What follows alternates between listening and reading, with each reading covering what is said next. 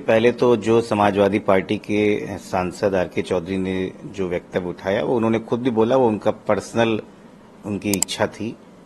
Samajwadi party का stand इसमें बहुत क्लियर है और पहले भी राष्ट्रीय अध्यक्ष अखिलेश यादव उससे बोल चुके हैं।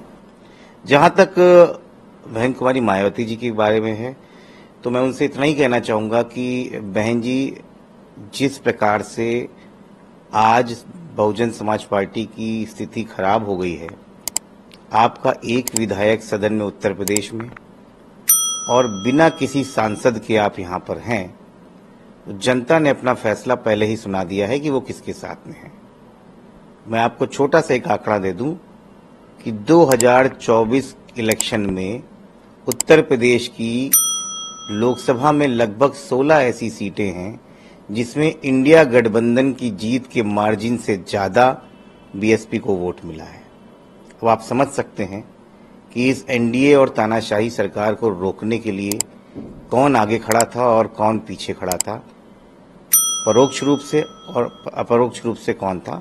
इससे मुझे उनका जवाब देने की जरूरत नहीं है। बड़ी नेता है समाजवादी पार्टी, हमेशा से पिछड़ों, दलितों, वंचितों और अल्पसंख्यकों के साथ खड़ी रही है।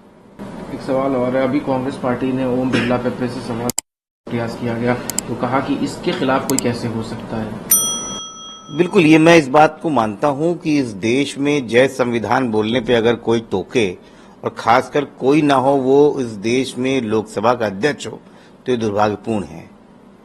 मैं पहले भी कहता हूं कि इस देश की संसद में चुने गए प्रतिनिधि इस देश की जनता द्वारा दिए गए जनमत के द्वारा आए हैं, वो किसी की भीख पे नहीं आए हैं। इस देश में पहली बार 140 सांसदों को निलंबित करने का वो काला दिन इन्हीं के द्वारा किया गया था। विपक्ष की आवाज और माइक बंद करने का काम इसी 17वीं लोकसभा में इन्हीं की अध्यक्षता में हुआ था। मैं उम्मीद करता हूं कि संविधान पे आवाज या टिप्पणी करना बंद करें और विपक्ष और संसद को ठीक ठीक चलाने की कोशिश करें।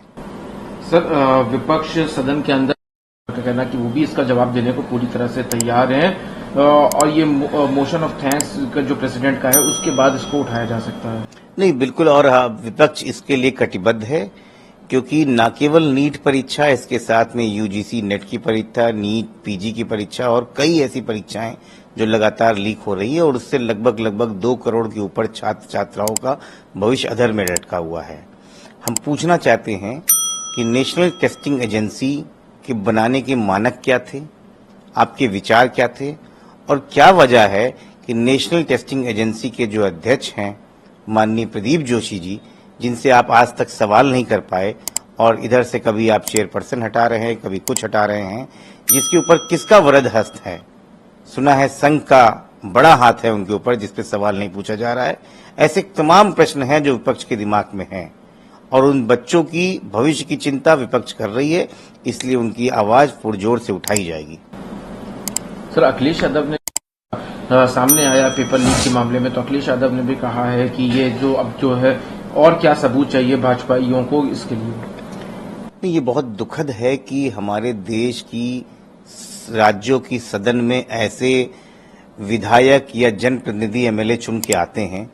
जहां तक जब मैंने देखा बेदी राम जी के, उनके खुद के अपने हलफनामे में लिखा हुआ है कि वो 4 बार कम से कम पेपर लीक मामले में जेल जा चुके हैं। यहां तक अभी 2012 में छत्तीसगढ़ के पीएमटी लीक मामले में वो तिहाड़ जेल होके आए हैं।